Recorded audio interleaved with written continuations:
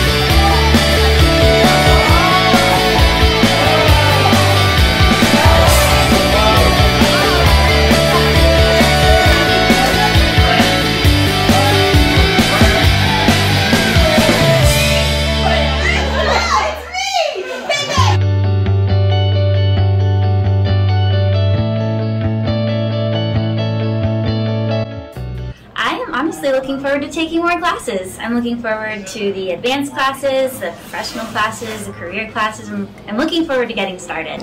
After the Summer Fast Track program, I'm really looking forward to developing more techniques and everything that we've learned so far. I feel like there's a lot to learn and a lot I can build upon, and in general I'm just really focusing on building up my skills right now. Continuing the practice, obviously, take some more advanced classes. Hopefully by the end of the year or early next year I can start doing professional auditions. It's an amazing time, and right now I'm probably gonna go keep practicing. I will try to see if I can land some doing some audition for practice, and obviously I'm gonna take some more advanced class. I want to build up my craft. You guys know about that.